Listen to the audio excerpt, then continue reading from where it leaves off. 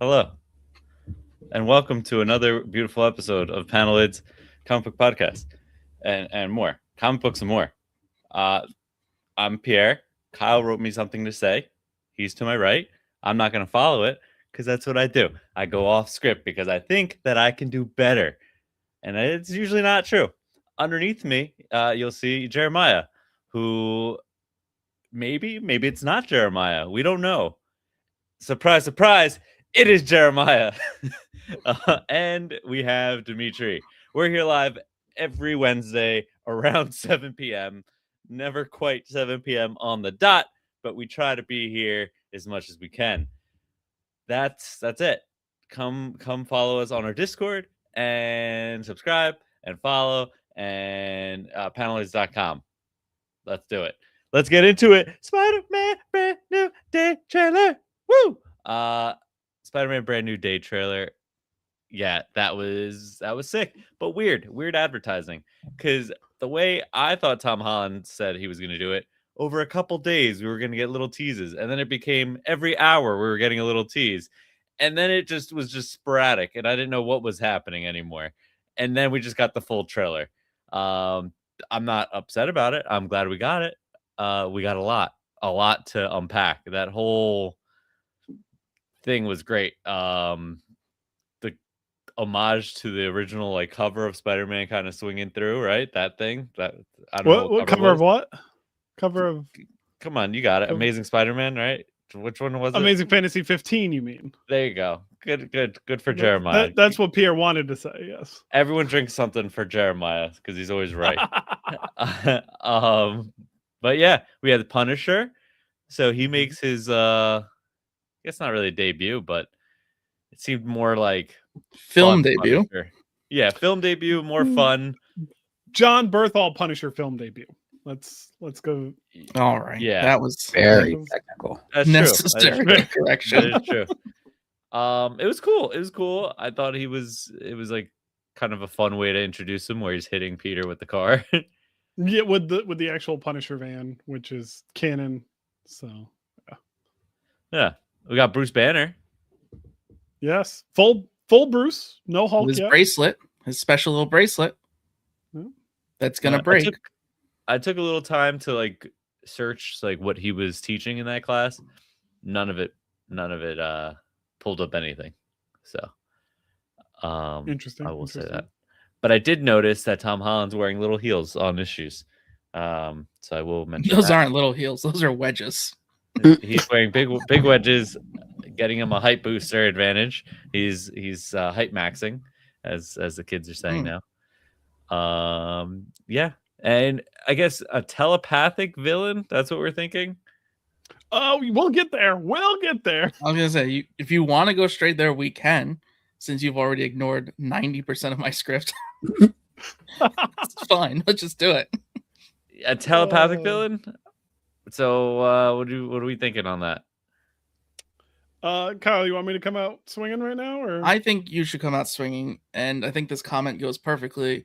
Draven said, not gonna lie, I kind of don't like that they're using the hand without Daredevil. So funny story. Maybe they're hiding Daredevil. Daredevil showing up because Sadie Sink is playing Typhoid Mary. No answer. Sadie Sink is playing Typhoid Mary. So we've got the mind control aspect of Typhoid Mary. She isn't great at it, which is why she has to jump from person to person. Can't control them terribly long. We've got the hand there. The hand is probably seeing her as the Black Sun weapon, and they want her. It also explains why Punisher is quote unquote protecting her, because she's probably in her Mary personality with Frank. And so that's probably what's going on there.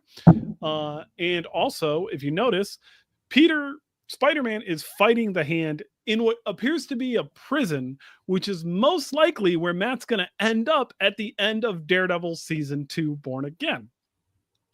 Also, there's the scene where he's jumping up against the hand, and there's clearly enough space for my boy to be underneath him.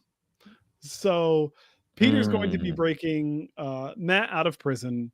The hand is there basically probably to put Matt down by orders of Typhoid Mary, saying that she'll do what they want if they do what she wants. Sadie Sink is playing Typhoid Mary. That is, stamp it on my tombstone. That's where I'm standing. Okay, I like Heard it it. here first. Jeremiah, that's it. Paneloids And it's stamp great. of approval. It's Above great all too, comics. because we get all of these. We're getting a bunch of C-list and D-list villains. We're getting Tombstone. We're getting Boomerang. We're getting Tarantula. We're getting Scorpion. Typhoid Mary fits that mold. Typhoid Mary fits the grounded level mold. So it's perfect. She also is able to use a little bit of telekinesis and take that little bracelet off of Bruce, and yet kind of loses control. I mean, I think you got it. I think you got it on the money. I'm back. Almost That. like you leaked the whole movie. Remember we used to do leaks back in the day? oh my God, when Pierre used to, and he I believe he did the Quantum Mania almost perfectly. Yeah. Yeah, that was. I didn't like that time of Paneloids, to be honest with you. When you would just yeah, it was bad. Boomerang and Tarantula and a Scorpion. yes, They all walk into a bar. I think they all look great. Yeah. I do think they all look great. Tarantula looks a little weird. Boomerang looks perfect. I mean, we didn't need too flashy, you know. This was fine. The suit appears to not be CGI touch-upped like it's been in the past. Yeah, like the true. suit seems a little more like fabric-y, like they didn't smooth it out. So that alone, like, okay, we don't need super comic accurate, you know, explosive color from these little side characters. But Tarantula looked cool. Like it was just enough to catch it was him. Besides the cover homage.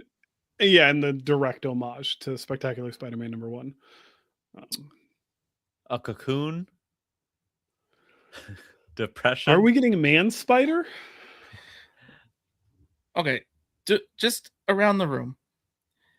Do we like the evolution? Do we like Cocoon to organic webbing? Do we like this? Yes. Yeah. But why not? Do we like him potentially getting 6 arms and evolving further into this? I think that's a dream sequence. And I think they'll do it because there was a lot of dream sequency stuff in the second movie. And this kind of feels like grounded in the way of that was. I can just see it happening. That would be a cool way to do Man Spider, just to like give fan service and then just like, just kidding. That's not actually happening. Let's move on. Yeah. I don't want him to have 6 arms. I really don't. But I want to see Man Spider. Yeah, Jeremiah's I want to see it just like real quick. Nice. For a second. Give me a 3-second bit where he has 6 arms. So a dream sequence would be best for that. No, it would.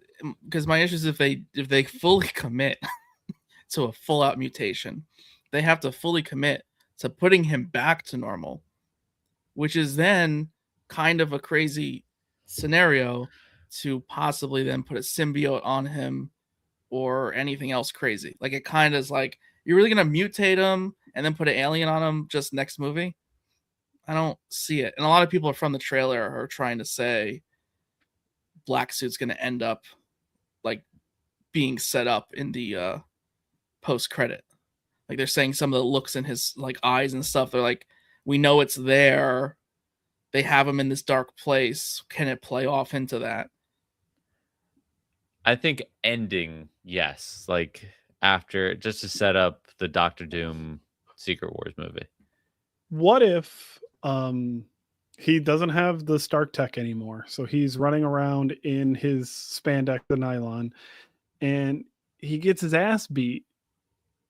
And he's like, I guess I am nothing without a better suit, and finds the symbiote. And then ends the movie fighting with the symbiote at that point? No, ends the movie putting on the symbiote. Okay. Oh, he doesn't win the fight at all. He just loses the fight, and that's it. Well, he gets his ass handed to him by like everyone else, and Damage Control is like, you're a menace, but you gotta help us. I don't know. But that's my point. I see all of that being very far-fetched if he's mutating throughout the movie. Like, I just don't see them doing both. Like, it's a little bit much. To quote Dan from Ignition, if you can't explain it to your grandma. Yeah. So right there, like, I think that's what we have to think of. Like, what have they given us on the surface, and what are they hiding from us? I think, Jeremiah, if you are not right, you are very close to being right. I really do not think it's Jean Grey. I do not think they're going to introduce Jean Grey in a Spider-Man movie without some crazy purpose of more mutant involvement, which clearly there is not from this trailer. Like, clearly there's not. Let alone a villain. Like, let alone a villain with Punisher in the mix, with the Hand in the mix. No, it just doesn't make sense. And two, at the end of the day, this is a Sony movie. Mutants are the next phase of Disney, not of Sony.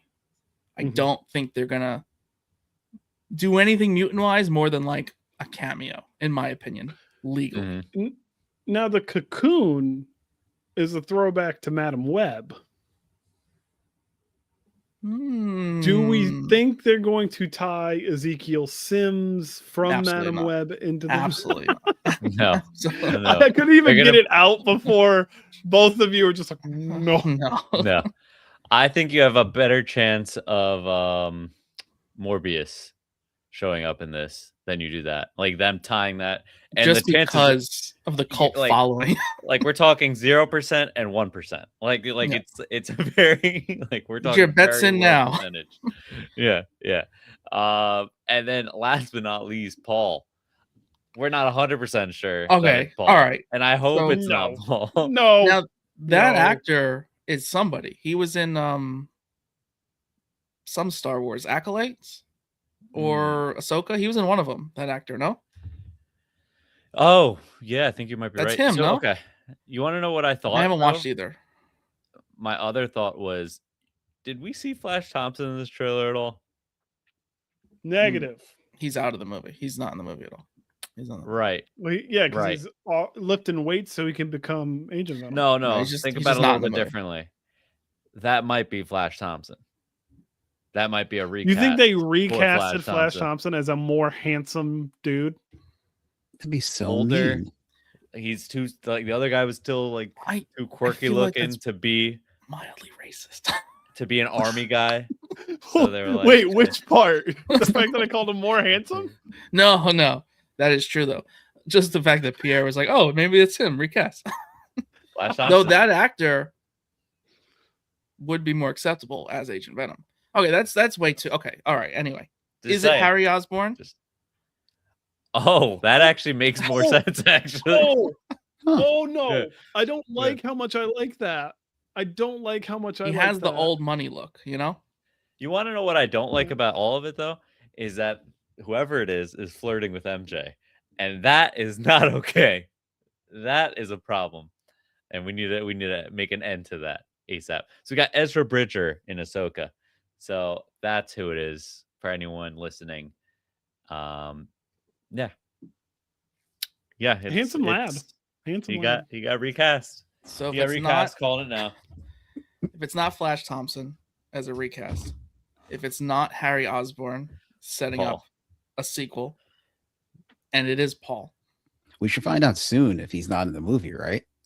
If it is Paul, interviews and stuff. That's the record. If it is Paul, from character creation to live action, that's the record. I can't imagine. There's no, and they're not going to make that actor be Paul. Yeah, true. That's like it would ruin his career. I'd be more Paul than him. Ooh, you know what they could do? They could bring him in as a recast for Flash Thompson, and then make the old actor who is Flash Thompson Paul. Oh, anyway, that way he doesn't lose his job. He still gets to stay in the movie, just a different guy. Now, for future reference, as we get closer to July, I will not be watching any more of the trailers. I watched this trailer. I will not be watching any other trailers. Can you? Don't worry, we'll be talking about it. Yeah, can you read the title of this show? Because trailer breakdown is not the first or last. Yeah. It'll be fine. I'll be here for when you guys break it down. But if I see the final scene of a Marvel movie again in the first trailer, I'm gonna lose my mind. Because every single time they show the final scene of the whole movie in the first trailer, I don't think they did it this time. So, but we haven't seen like full-fledged Tombstone yet. True, we haven't seen him. Rhino's probably in there. I mean, it seems as though we might get 6 villains. Just like we did with the last one. Movie. So this is gonna be fun. Sinister Six. Yeah. What was that team? Superior Foes. Remember that? Superior Foes with Spider-Man. Oh my god, I love that book so much. Nick Spencer and Steve Lieber. Oh my god, I love that book so much. And Boomerang's in that book. Shocker was in that book, and we might be getting Shocker. It seems like we're leaning towards Shocker. Yeah. I'm pretty excited. And having all those villains kind of controlled by Typhoid Mary, or like trying to get Typhoid Mary, makes sense.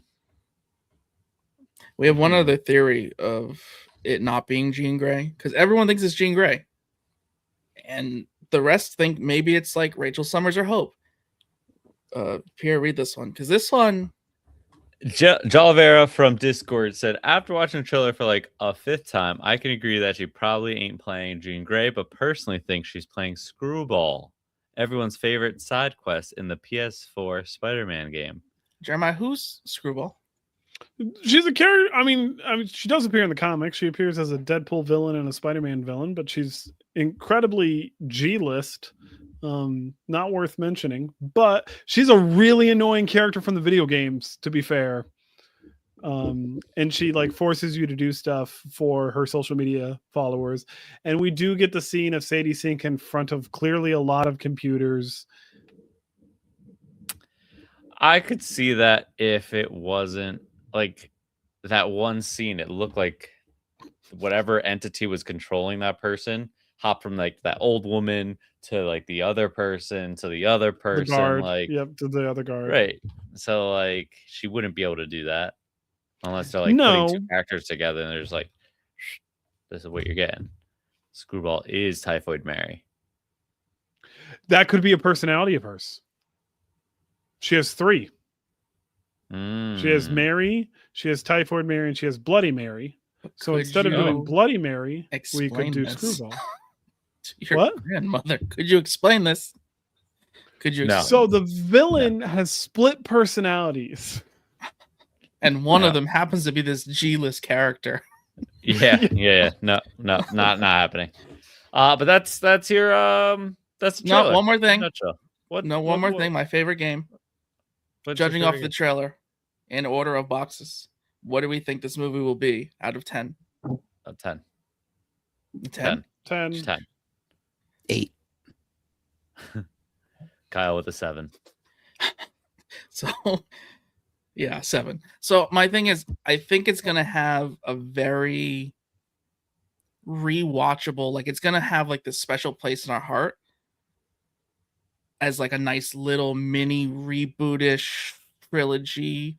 But I think when we look back on it, like objectively, it's gonna be like, it was fine. Like it was fine. Like I think it's gonna have enough fan service and nostalgia moments with all the homages, and the suit's gonna be great, and like the characters gonna be great, but the story itself is just gonna be like similar to his second movie. Similar Tom to Holland's second movie, or the second Spider-Man movie? Because the second Spider-Man movie is the greatest Spider-Man movie ever. So no, yes, second Tom Holland movie. I don't remember it. Far From Home with Mysterio. Objectively, not a wonderful movie. It's fine. The story, the plot, everything is fine, but nothing special. Like nothing that is. You get Molten Man. You get Hydro Man. You get drones. You get Stealth Monkey. I have drones here. I don't need drones in the movie. We have drones flying above all the time. Yeah, second movie was good actually. It was good, but it wasn't great. Or hater. What is Jersey's problem with drones, by the way? I don't know. They every so often they're gone. A lot of they're gone now. We're good. They're gone. Okay. Got rid of them. Nothing to worry about. Nothing to worry about. We use drone spray, and they're gone. Anyway, thrown away. Guys, hear about the asteroid that hit Ohio? I did. There's asteroids too. That's what don't Clearly didn't hit hard enough. It's marketed. We did have a tornado alert though the other night. So that was scary. That was scary. All right, let's get back into it. It didn't stop us from reading our comic books. The Ultimates number 22. I have a lot to say about this one, but the main thing I have to bring up is the baby armor. Yep. Can't dodge that one. You got to start with that. That is probably one of the darkest things I've ever Dennis Camp. That was wild to just they have baby armor, and they literally have 2 newborn babies, one strapped to the front, one strapped to the back as their body armor. Now they make these harnesses to carry your children. They are not intended to wear 2 harnesses on front and back. Also, why were none of the babies clothed? Like, you're already using them as body armor. You can't even put a onesie on them? Whose babies are these? Whose babies are they? Whose babies? I'll tell you whose babies they aren't. They have a big problem with mutants. And, you see it in a lot of books, right? But the Ultimate Universe really had a problem with mutants. And you see them kill off a bunch of mutants just casually. They even rip their wings off. It's pretty gruesome. But we're talking about the Red Skulls, the team that's just terrible team. But they're led by Captain America's best friend, Bucky. His brother, actually, which I loved. I will say the way that Camp just once again did something that the rest of the Ultimate books seldomly have done, is show the maker's influence. And I mean show, not tell, but show. It's like, oh my God, I can't believe we're neighbors. What are the chances? I can't believe they were born on the same day. What are the chances? Oh my God, I can't believe I have to adopt you now. Never once was it like, the maker did this. It was just, so that was very, very well done. Good catch. Quicksilver, a great touch. A nice, you need a speedster for this very awkward situation. You have a speedster. It worked out. Can we jump straight to the end? Can we jump straight to the Man of Steel ending? Full spoiler. Yeah. So that's the end of Bucky. So it almost felt like I Am Legend, actually, where Captain America or Will Smith is holding his dog, and he has to make a decision, and he decides to snap his neck, and that's the end of Bucky. But it really led you on because they're hugging, and then it just But it's very fitting. It makes sense with the Ultimate Universe wrapping up. Where else are you going with that story? So I thought it was a good in and out story. You'd learn how he became Red Skull, and it was all part of S.H.I.E.L.D., and it was never really supposed to be Red Skull. It was just to be there. But then he just kind of got overwhelmed with being fake Red Skull that he just became Red Skull, and that was it. And then Red Skull, the real Red Skull, was trying to help Captain America to take this Red Skull down because he's like, you took my place. This isn't real Red Skull. I need my place Grand back. Skull. All right. Which was interesting to know that Frank Castle was once Red Skull in this universe too. So it kind of, to me, made sense. Was all the pieces that inspired. Mm-hmm. So I don't know if he necessarily was one, but he was enough of an impact that he was in the list along with Jesus Christ. So it was a nice inspiration true. For the racist organization. Yep. I didn't like the robot mech suit that Red Skull had because the placement of just the placement of the skull. I don't know why they had to put it in his crotch. The big red skull crotch. Like a warrior kind of, like a Conan kind of. It's a cod piece. Call it a cod piece. Thank you. It was a cod piece, all right. It was a big cod piece. That's all I gotta say. Covered the whole cod. Oh yeah. All right. Infernal Hulk number 5. Yeah. I don't even know. Dimitri really threw me off with that. It just keeps getting darker. It keeps getting darker and more gruesome. I'm so glad I told everyone about this book and that everyone's jumping on it. I would have read it in due time. Okay, I would have. I agree. There's a lot of books out there. Going to be very, very good. I mean, this is probably Marvel's Eisner frontrunner in terms of series. I was thinking that. What would it be Eisner for? Because I don't know best, like the Eisner category. Best continuing series or best artist for sure. Okay. Because the art team in this book is absolutely insane. Mm-hmm. They're doing such an incredible job. This is only like really, I think, the 5th time ever we see the One Above All. And they're always portrayed differently. Which, okay, so I know nothing about that. And yeah, I was confused by that one. So. There's a prior clip where you're saying, you know, the eldest and all of that, mother of whatever, that's like the below. And the one above all is obviously above. And I didn't really tell you this, but people came for you, however you said it. Like they came for you really? Over like micro corrections, right? And then this is my first time seeing the one above all, and it's not the one above all. It is mech angel. Alien mech angel. Mech angel is a good way of phrasing it. Yeah. Not sure if it was fully organic with just armor or just full android. Either way, spoiler, I figured it out. That's Iron Man's armor. Yes.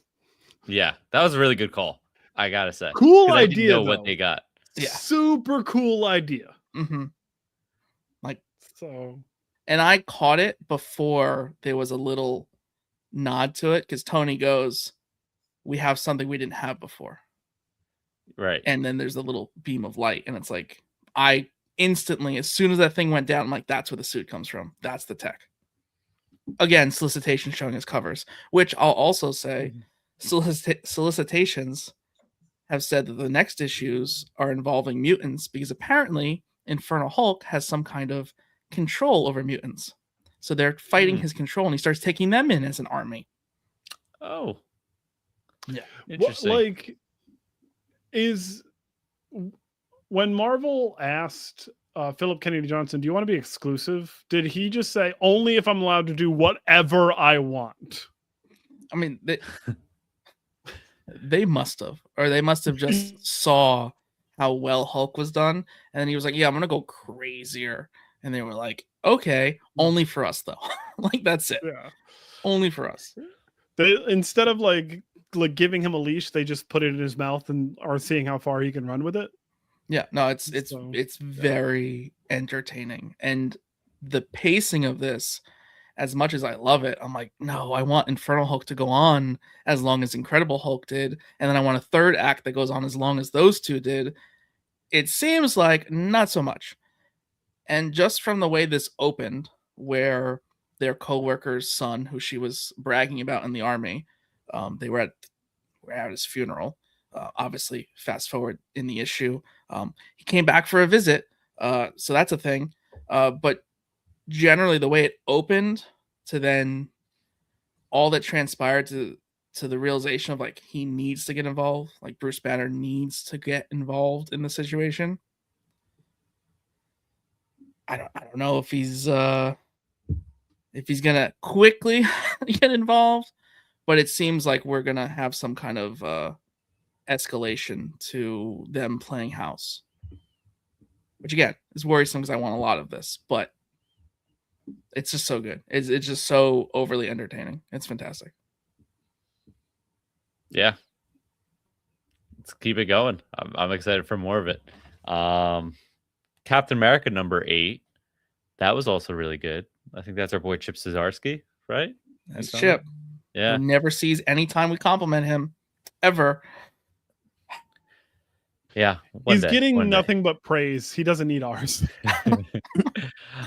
So this issue definitely pushed Steve over the edge, which I thought he wasn't ever going to get pushed over the edge because, you know, he kind of scolded the other Captain America for getting pushed over the edge. But now that they're both over the edge, do they come back together to fight this guy?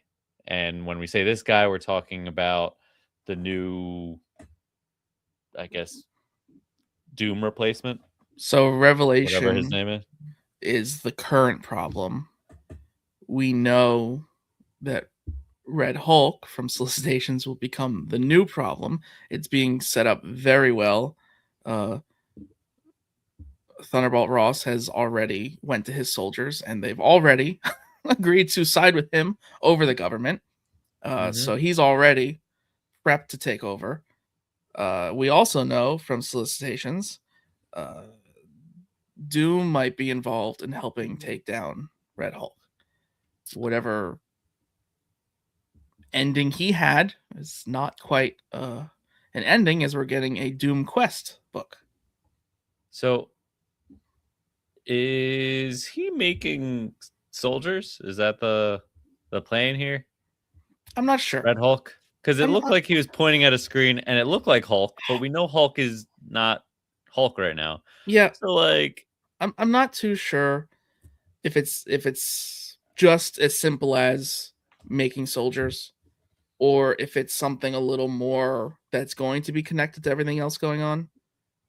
Because there was another book that we read that had a Hulk in it, and I'm not sure if that is also somehow loosely connected. So yeah, I think you're right. It's probably him making a team of Hulks. And then the other thing I was confused about wasn't he already there? Like in Yeah, he flew back. He said it. He was mad that he flew back.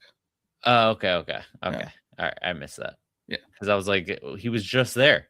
Why would he come back? Yeah, he was complaining. He was like, I came back and now the president can't even see me. Like, I flew here to see him. Gotcha. Okay, well, that's should have stayed. Deathstroke, the Terminator #1.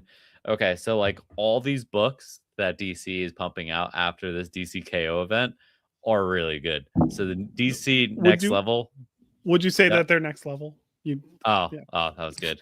That was good. He hit the mic with excitement. You should have just stopped. Let him go.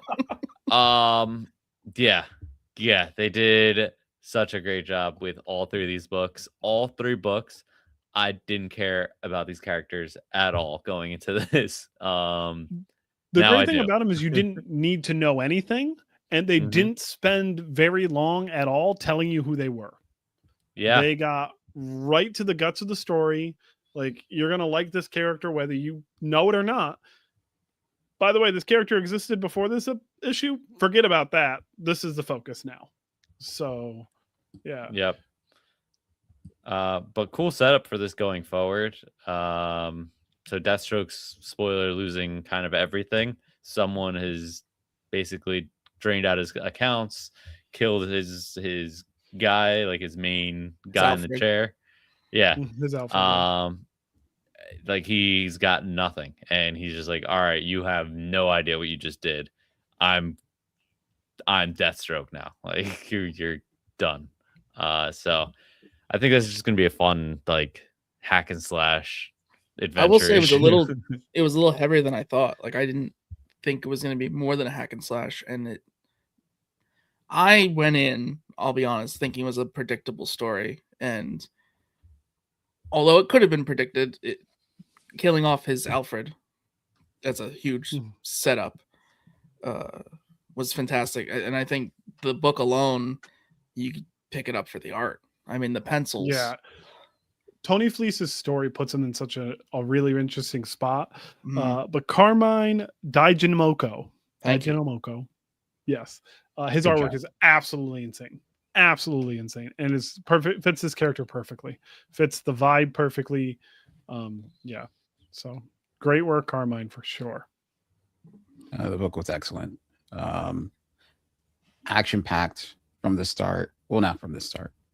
We got a little bit of prologue, two people talking, but like after that, action packed was fantastic. Batwoman, that book was the same way. Kind of just jumped you in immediately. I know I'm jumping. I jumped to Batwoman, and I said Batgirl first. It's okay. But yeah, no, fantastic. I'm gonna take a drink. Yeah, no, every book has been good. So I'm excited for everything DC's kind of doing now, which they did such a smart way of pulling everyone in with DCKO and then doing this. But Batwoman, as Dimitri has moved us into, yeah, it was awesome.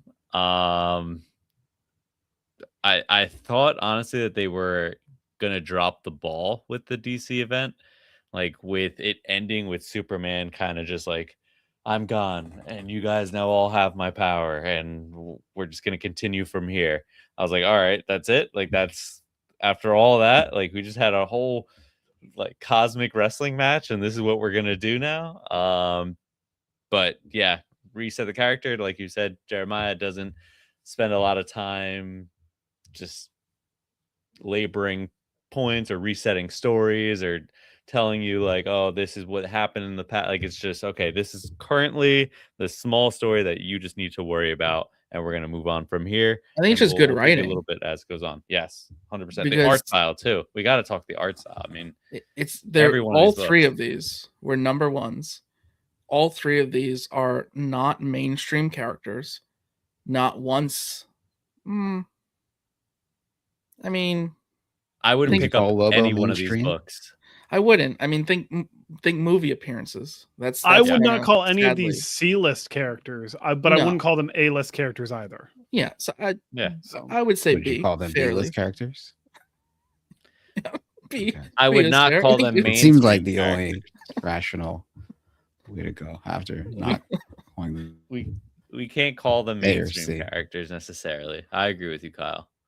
Right, and we've had ongoings from them before, but how long do they actually ongo?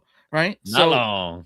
Yeah, so very good, strong starts where they explain enough, just enough, but not too much. I mean, but yeah, I think Batwoman was my favorite.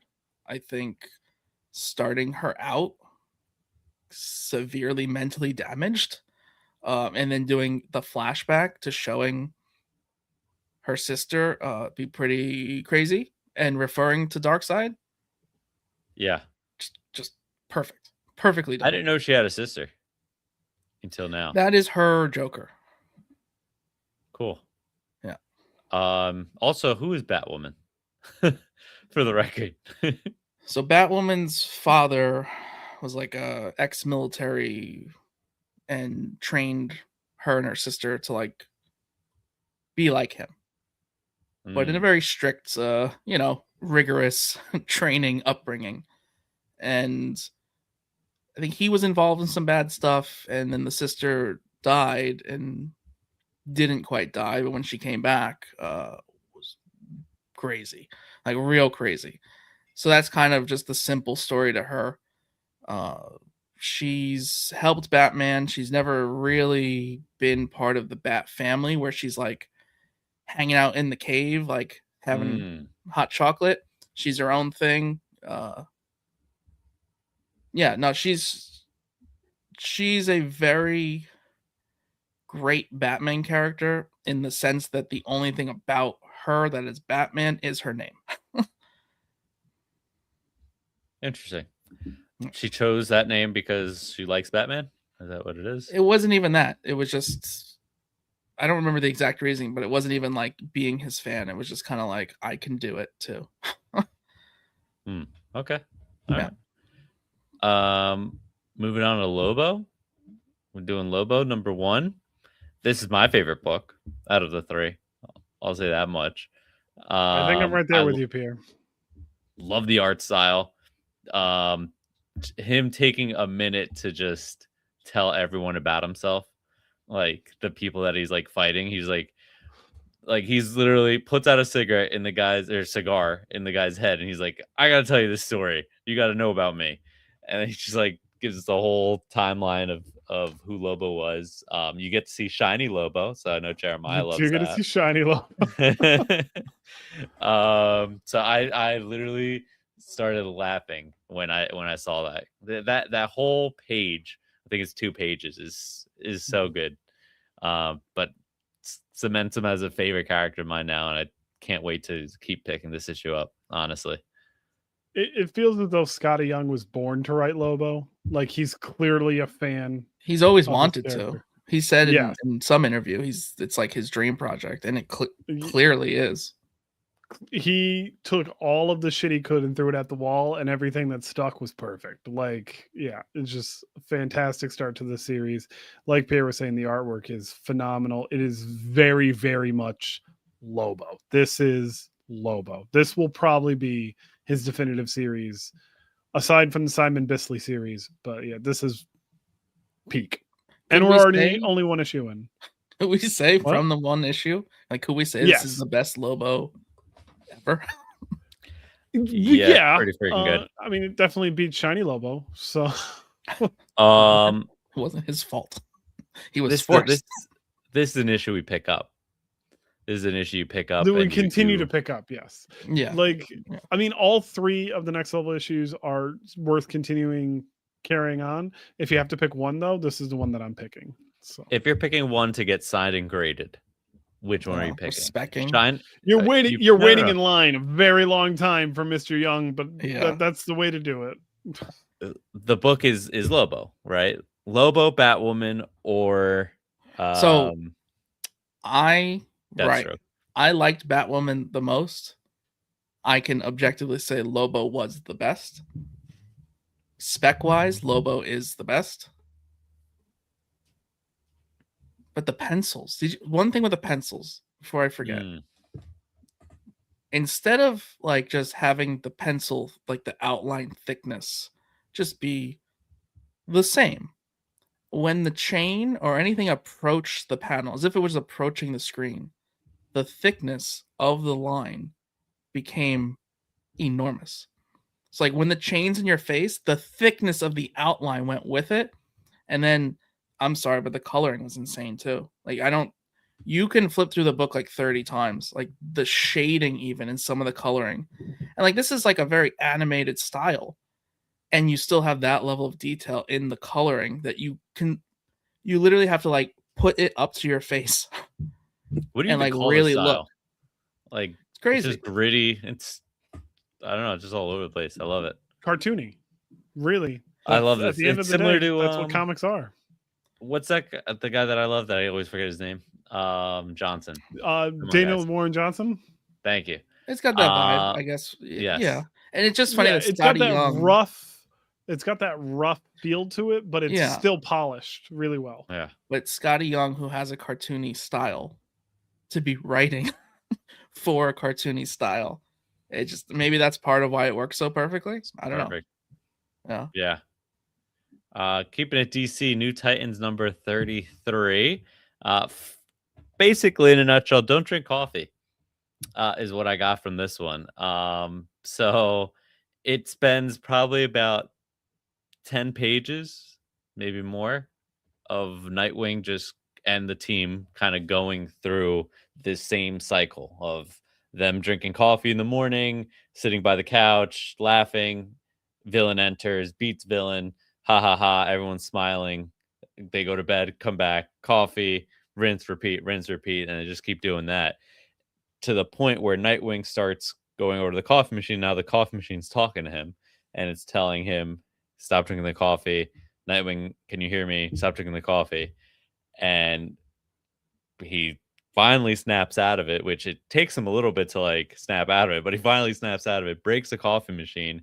And that's what segues into the New Titans breaking into this Titans tower.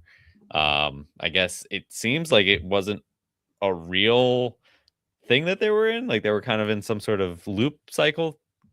So I know right. My big complaint is this is another one of those, we retitled the book, but it's keeping the number, right? Mm-hmm. So this is New Titans. It's Titans number 33, but it's now New Titans.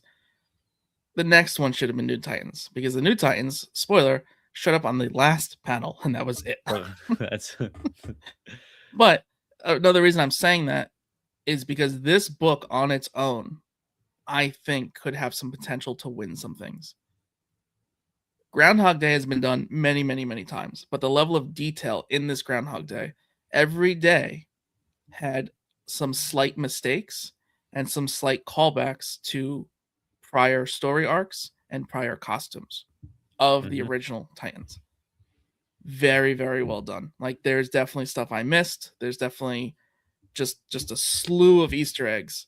And it was done, like you said, with this coffee pot, which is just a silly thing, but it wasn't. It actually was like, are they being drugged? Like, how are they communicating? Is like a smart coffee pot. So someone's like got the Alexa kind of like plugged in, and they're trying to get Nightwing to understand. It was as a single issue. To me, it should have been like a one shot to set up New Titans as a new number one. That's my opinion. Yeah. I understand they're not trying to pull a Marvel and do the number ones on top of the new wave stuff. So they just did a retitling like they did with Aquaman. But this issue by itself was a nice, unique, contained story. Doesn't really matter that we're not getting answers. It's great by itself. And it's not even the team we're going to have moving forward. I think to that point, I think I liked all the little nods to old Titans events. And then kind of that like passing the baton and like, okay, these are the new Titans here to rescue the old Titans. And we're going to move on with these new Titans going forward. So it's kind of just a nice wrap up to all the things that we've known as, you know, people that follow the Titans, I guess. So yeah, I'm interested to see. I'm going to keep reading it. I hate starting at a weird number, but I'm going to keep reading it. No, they pulled me in. This is definitely they did a good job. I just hope the new Titans team is actually worth following. Yeah. So that's what we haven't seen. Yeah. So, that's what I mean. This was not New Titans. Right. This was End of Titans.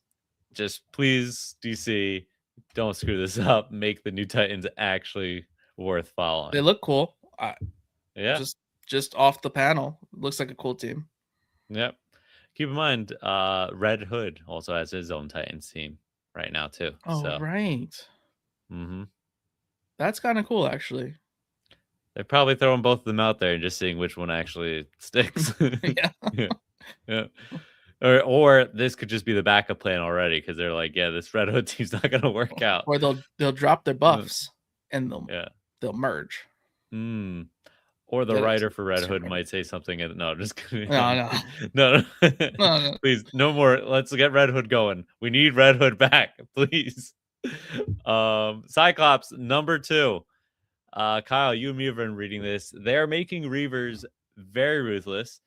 They don't care about each other, and they're just taking parts right off of each other. You lose, we take your parts. You know the rules.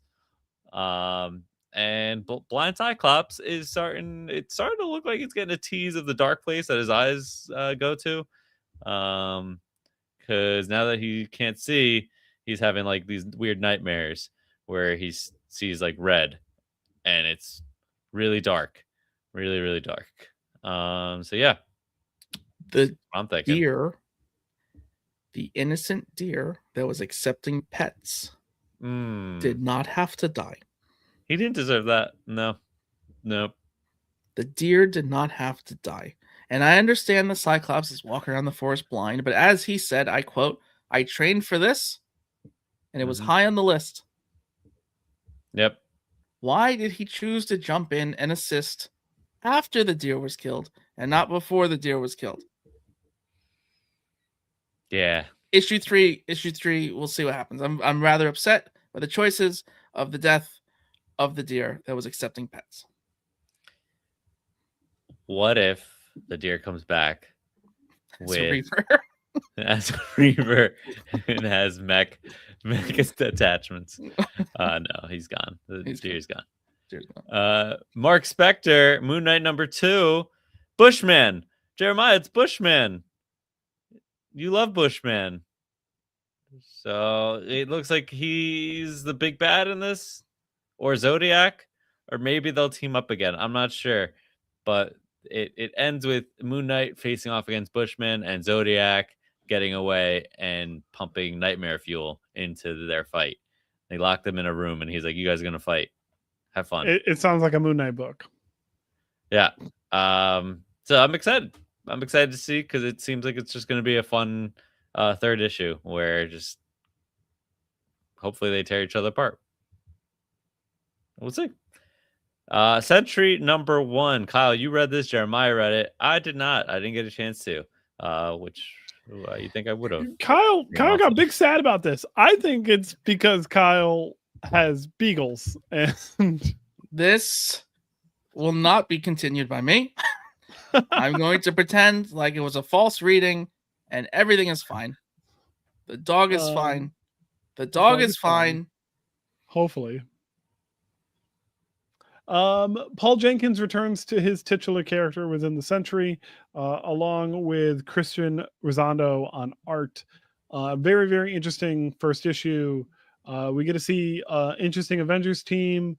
We get to see a nice separation between the Sentry and the Void. We get a really cool shot of Hulk. It's an interesting read. It's an interesting place for Sentry to be. I'm going to keep reading this, but then again, I really like the Sentry. So, yeah. Definitely want to keep this going. When does this take When does this take place? Great question. Almost feels like an alternate universe. Almost feels like this isn't 616. So here's my little thing, right? Could go multiple ways.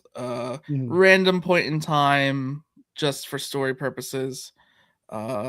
Slightly future point in time that we haven't seen quite yet. Post Armageddon. Post Infernal Hulk. Post possible Red Hulk army taking over as Doctor Doom.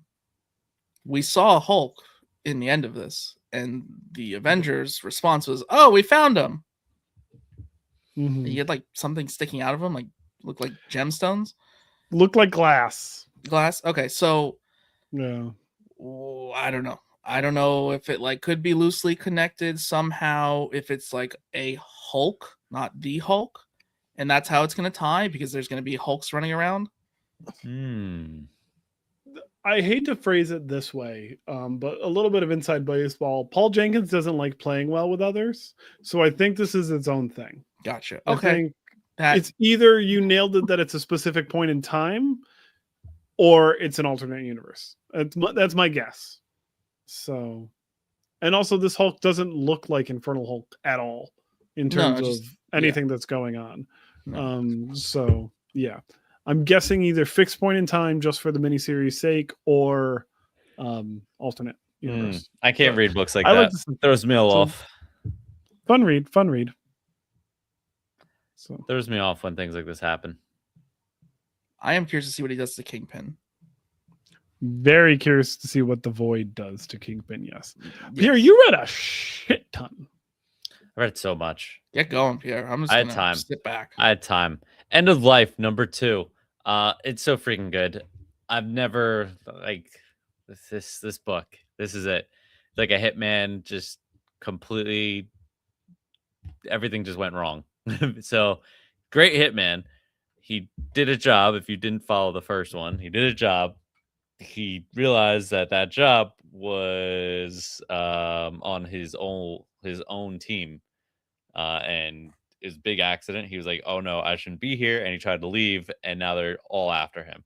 And now he's like trying to figure out how to like make amends with them. Like, oh, maybe I'll get what was stolen and give it back to them, and then they should leave me alone.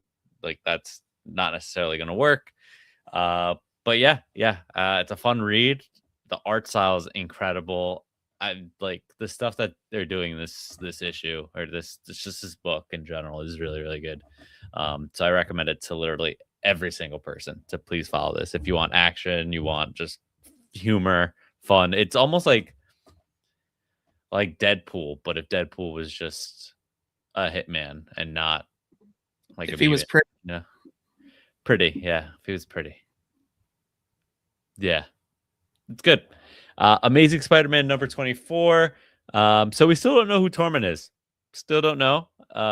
Jeremiah, you threw out Shocker out there because he had the gauntlets at one point, which we found out that he just stole the gauntlets from Shocker's house and he killed Shocker. Because Shocker was loosely related through like a cousin of a cousin to Mary Jane, I think. Yes. So he just has gauntlets because of that reason. At one point, I thought he was Muse, but that's not true necessarily either. And it's not necessarily a symbiote either. It's something much worse. Dun dun dun. But yeah, so basically in this issue, MJ, Venom, and Spider-Man have now teamed up, and MJ, Venom. Oh, sorry. MJ, Venom. No, MJ, Spider-Man, and Eddie Brock as Carnage have now teamed up. But spoiler, Carnage actually takes over at the end, and Eddie Brock is asleep at the wheel. So Eddie Brock is now, sorry, Carnage is now trapped MJ and Spider-Man and Venom. And yeah, he's basically hand delivered them to Torment. He's been working with Torment the whole time. Yep. So that's cool. Wade Wilson, Deadpool #2. I'm really loving how it's written. It's similar to the Lobo book, so if you like that, definitely pick this one up. Still no idea how he's getting these notes. So he's been getting notes from like some entity that's just been dropping them from like the air. They just pop up. He goes out, and now he's in Deadpool style, right? He's learned how to abuse this power, and now he's learning how to make money off of it. So he's getting the note. The note says that someone's going to die at whatever time. And he's like, okay. So he makes a deal with that person before he saves them. So like one thing was a company. He was like, okay, you're going to move your stocks. So that way, you can get your money. You can pay me. So there's that. There was one with a guy saving him from a burning building. He was like, you're going to give me your Mickey Mantle card. That way I can save you from this building. Otherwise, you're going to die. He's like, aren't you a hero? He's like, no. Do you want to be saved or not? So yeah, but it's fun. Mortal Thor, if you haven't been following this, Thor is now mortal, but this issue you don't really see Thor as much as you see Magni, who's his son. And Magni, if anyone knows, has this space rabbit friend that he is friends with, I guess, who's similar to like a rocket raccoon. And the whole issue, you actually get to enjoy him and Magni on this little adventure that they're on. But in the backstream of it, Enchantress got this bow from some guy. It's a magical bow that you just shoot out. And you love bows. Yeah, I love them. Wherever she shoots it out, it goes, and it can hit the target directly. So nothing can stop it. She just shoots it out into space, and you just pick your target. So the whole issue follows Magni and this little rabbit, and they're all like doing this fun thing together. And at the very end, the rabbit gets fucking hit through the head. Sorry for cursing. He gets hit through the head, and I'm just like, no, I actually really started to like this rabbit. Like I really started to like this rabbit. What is going on? What is going on with the animals? It was messed up. It was real messed up. And I wasn't ready for it. There can only be one mouse. I was really ready. I was not ready for it at all. The book did a great job of building this relationship up with Magni and the space rabbit, and with the audience reading it, and to just kill him off at the end, that hurt. That hurt so bad. So yeah, we're gonna see what that sets off. Kyle, you actually sent me this next book, and I don't know actually how to say the name. PSION. #1. PSION. Funny story. I sent it to everybody, but I blind copied all of you, and I acted like I was talking to you directly. I was like, hey, I need you to read this. Pierre, you were the only one. You were not the one I thought was going to succeed, but you were the only one that answered the call. This was the indie introspective book? This was the indie introspective book. I read it. And this is actually the first book that I read. Interesting. Pierre, I need you to give me the best clip possible. All right. So I'm just going to read my note because I think I wrote a pretty good note about it. So let's go for it. So you follow John, a college student who's looking to join the FBI out of school. A big medical company, Medicini, comes by offering LASIK to students, and that's where John's life looks to have been changed for good. His procedure goes wrong and looks like he's been granted some wild vision powers. So he's able to see like a lot of like things that are going to either happen in the future or currently happening. He's kind of all over the place. it sets up the fact that he has these powers, but it doesn't really give you much more than that, which it's pretty good because of that. So the book does a great job of setting up a world, a sense of mystery, and also a great cliffhanger to pull you into the next issue. It looks like he may have to use his powers to try and figure out what's going on in town. So yeah. So this is a pull, is what you're saying? Art style's great. The world is great. It's set in like a very realistic, like modern age time. But yeah, no, it's definitely cool indie book. So check it out. All right. I've let Kyle down, it appears. No, you didn't. Great job. You know what? You didn't let him down because you read the next book, Jeremiah, and this one is probably the biggest book of the night. This is the biggest book of the night. So this best for last. This was added to the list because when I put in the group chat today, time to read everybody, Jeremiah said, there's a lot of books. So I was like, I'm going to add one more just for Jeremiah. Jeremiah, could you please tell us about Baby Garfield #1? Baby Garfield #1 of 4 from Boom Studios. This is a really fun one. This is a nice, fun Garfield story. We get 2 stories from 2 different writers, 2 different artists, but definitely feels like Garfield. And it is like a family fun read. For the first book, for the first story, we get Asia Simone on artwork, and it's a classic Garfield story about him wanting to eat lasagna and being a cat. And then the second story, we get artwork by Rob Justice, which everything is really fun about Garfield trying to live up to be this like movie star that he saw. But the lasagna popcorn definitely pulled me out of it. If you're a big fan of Odie, you're going to have to wait till issue 2 because Odie's coming in issue 2. But the fact that this is a Kaboom Boom title is awesome. I love that we're actually getting like a full-fledged Garfield comic. Almost every person of our generation learned to read comics by reading Garfield. So Jim Davis will always hold a special place in my heart, and this cat will always be important to me. So the fact that when I saw this on the list, yes, this is the first thing I read tonight. So. Good way to start.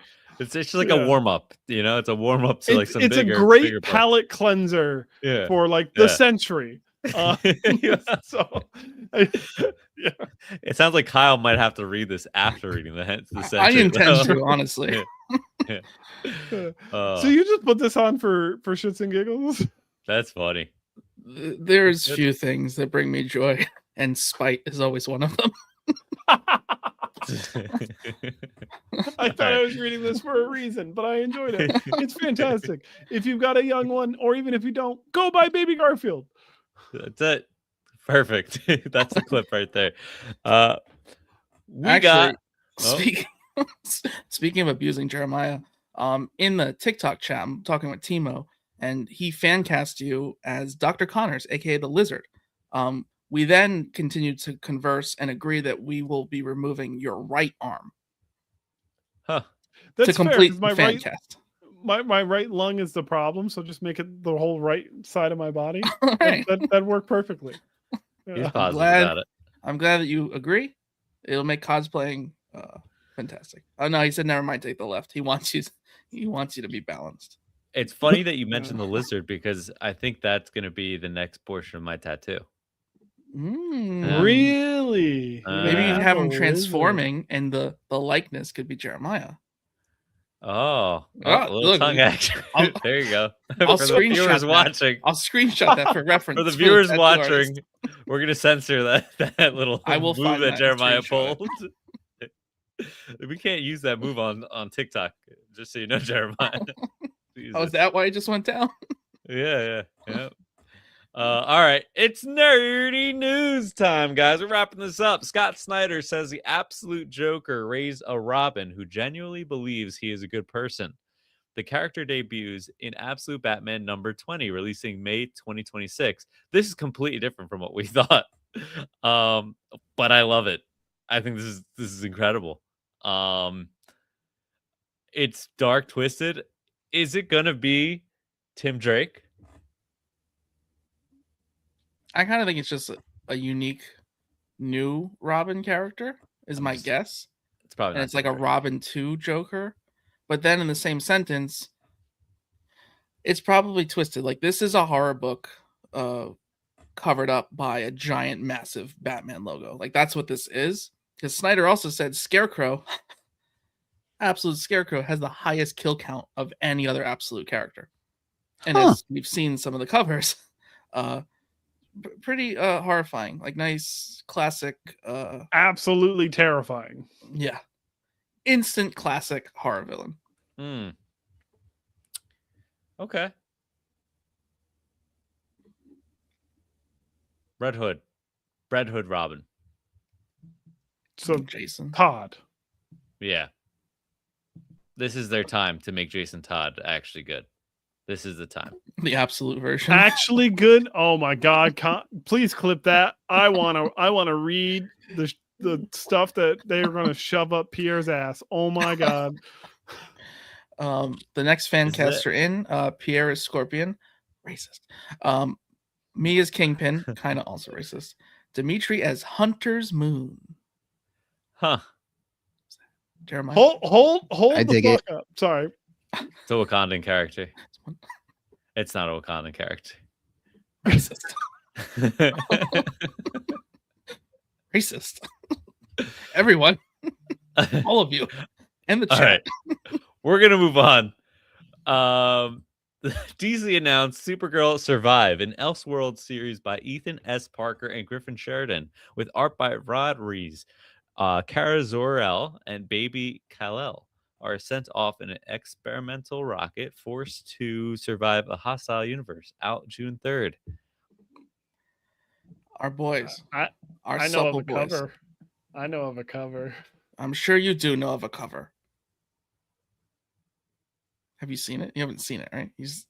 Okay. Our boys. Our supple little boys. Supple boys. Our supple little boys. Yeah. I'm excited. That's cool. I'm happy that we're getting these little alternate Superman like what if the rocket went this way? What if it blew up a little bit differently? Like Kenny Porter's doing something similar. I think this is really cool. I'm so much more for it after Absolute Superman, where I just was like kind of stupid, but then realized like, oh, he's just like on a farm on Krypton. Like he just left that farm later on, but he still was on a farm. Like I liked it. Little tweak. Let's see what happens. Sounds cool. And it's our supple boys. They have not done wrong yet.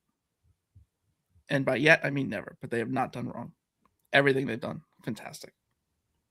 Jeremiah, you haven't read any of it. Marvel Zombies. I have. That's the you only read Garfield. You only read Garfield today.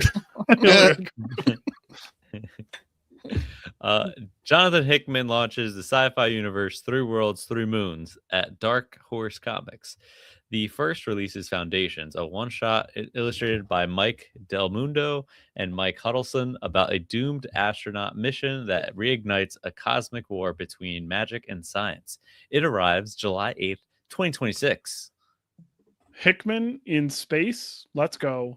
Mike Del Mundo on art. I'll read anything with his artwork. This is spec book. It's a Dark Horse book. Per run's going to be low. Book. This is spec universe, as this is going to be full universe. Jonathan Hickman, I see you. I'd like to communicate with you via webcam.